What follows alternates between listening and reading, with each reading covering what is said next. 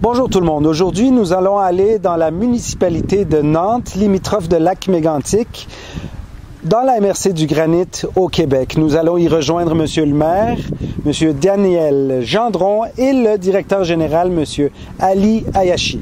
Let's go!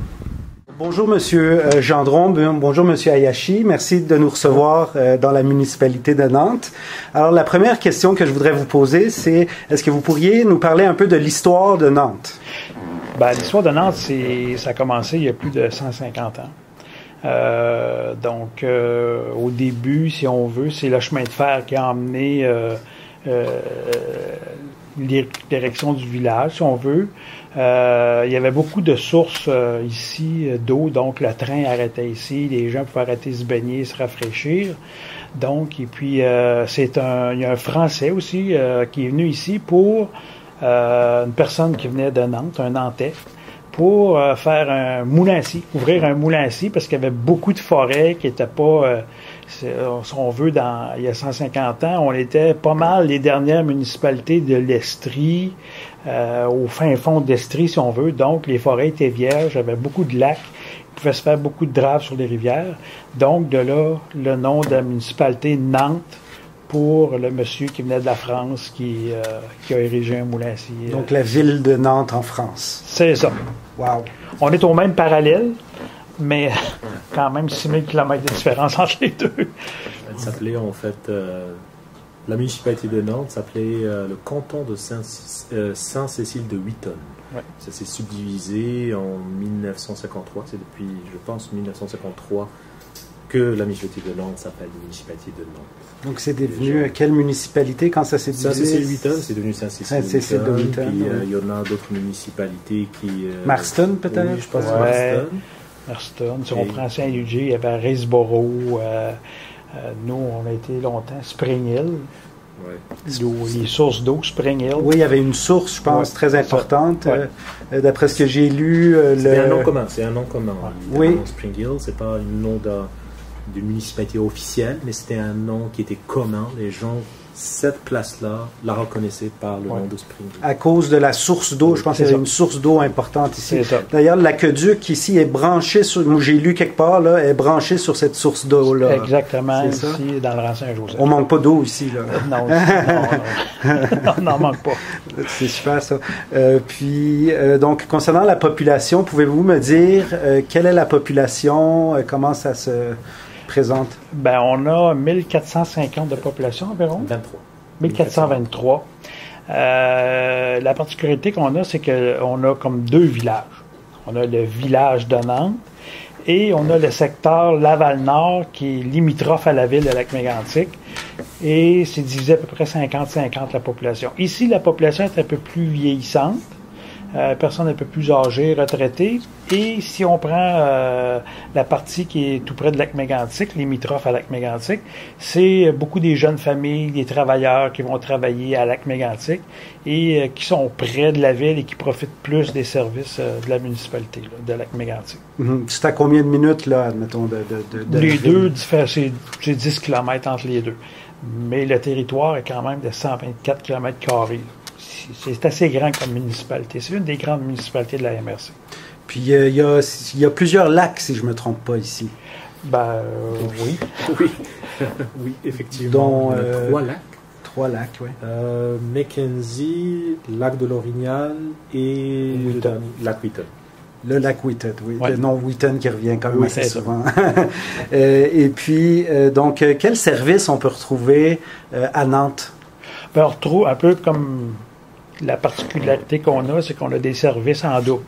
Parce qu'on a deux secteurs, si vous voulez, urbains. Donc, on a un service de pompiers qui est ici au village. On a 2 services de patinoire, un service de SAE, 2 terrains de jeu. On a un club de l'âge d'or qui, présentement, n'est pas en fonction, mais on travaille pour essayer de le refaire revivre. Donc, c'est ça, c'est les services qu'on trouve là, l'hôtel de ville. On a installé, par exemple, cette année, le service de compostage. Il y en a 2 bibliothèques, des parcs, par exemple. Oui. On a des parcs.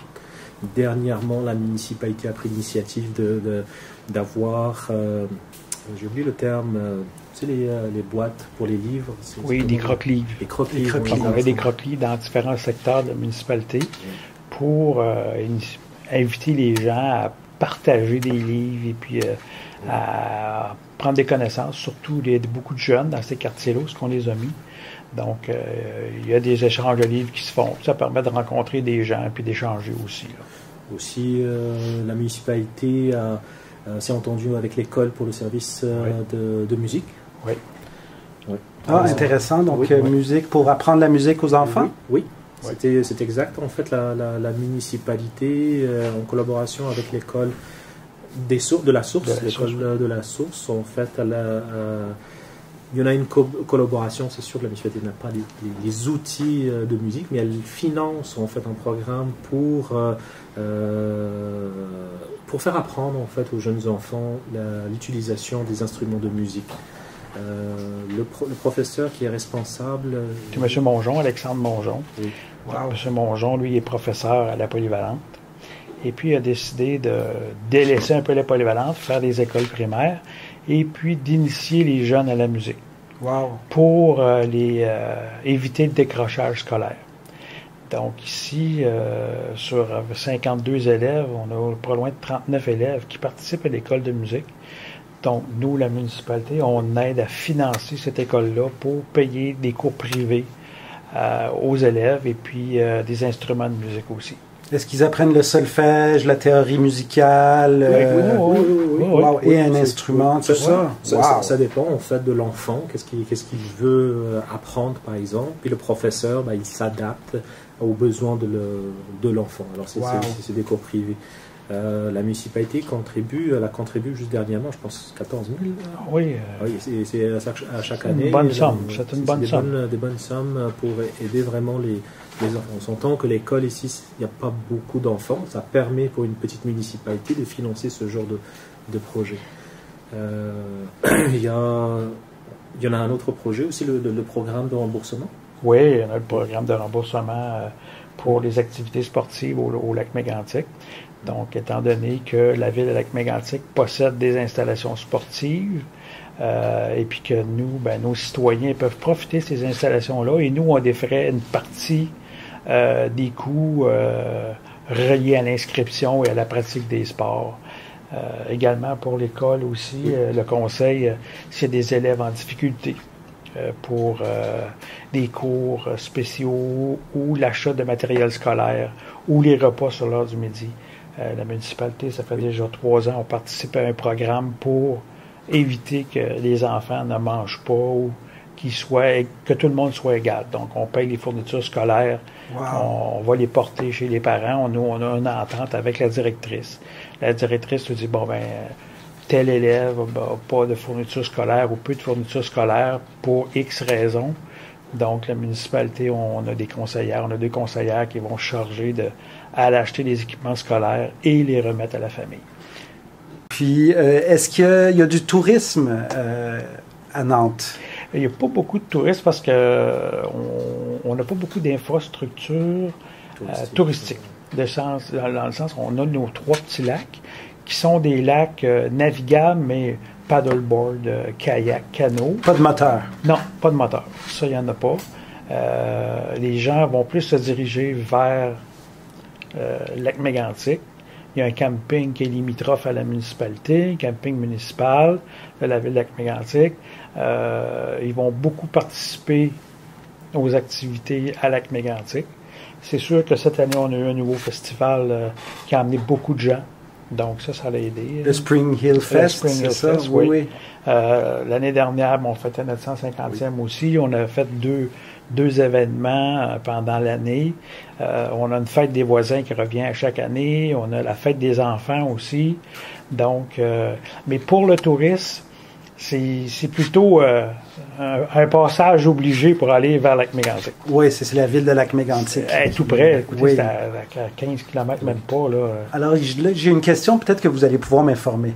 Dans la ville de Lac-Mégantic, la ville de Nantes commence après la SQ, disons, si je La me trompe limite, pas. c'est la SQ. C'est la SQ. Ouais. Après ça, on commence. Pourquoi est-ce que c'est ce bout de rue-là, ça fait partie de Nantes? Est-ce qu'il y a une raison particulière? Ben, si on veut, la rue qu'on appelle le 10e rang, là, Oui. face à la Sûreté du Québec, Oui. la ligne double jaune qui est dans la rue, c'est la séparation. Si on s'en va vers la voie de contournement, ou lac Drolet, si on veut, à droite, c'est lac Mégantic, et à gauche, c'est Nantes. La découpe remonte aux années 1880 environ, parce que la ville de Lac-Mégantic a commencé sur le territoire de Nantes. Ils appelaient ça Éco-Vallée.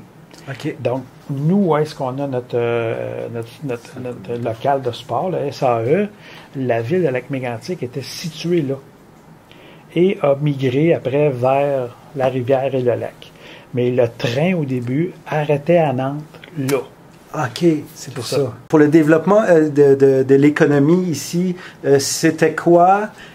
Puis c'est quoi présentement? Est-ce qu'il y a certains secteurs qui sont plus forts? Oui, le développement économique, c'est sûr que la municipalité de Nantes elle a une particularité, c'est que c'est plus du résidentiel. Avant, c'était de l'agriculture, mais l'agriculture a plutôt migré.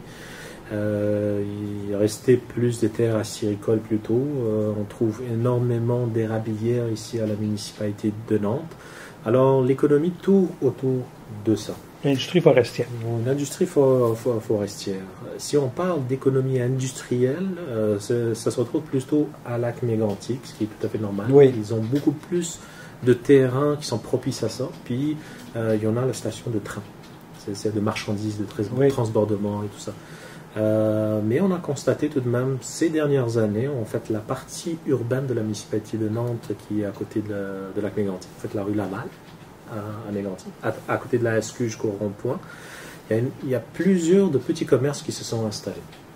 On pense que la municipalité de Nantes simplement a plus de terrain. Il y a eu une saturation peut-être dans la ville et on voit l'installation de petits commerces, électriciens, réparations, coiffeuses, concessionnaires automobiles. Il y a 2 concessionnaires automobiles, un concessionnaire de moto, beaucoup de magasins de chasse et pêche, stations-service. Donc, c'est très commercial cette zone-là. Puis si on prend ici au village, ben c'est de la sériculture, c'est de la culture, l'agriculture, excusez, et puis l'industrie forestière primaire. Parfait. Quand vous parlez d'agriculture, on parle de ferme maraîchère, on parle... Oui, on a une ferme maraîchère, mais c'est des fermes laitières. Des fermes laitières. Oui, oui. OK, OK. Et je pense à la porcine aussi. Hein? Oui, c'est vrai. Oui, c'est vrai, dans le rang Saint-Joseph. OK, pour la viande. Une ferme porcine, oui. Oui. Bon, mais je vous remercie infiniment. Merci, M. le maire. Merci, M. le directeur, pour cette entrevue. Merci. Ça fait plaisir.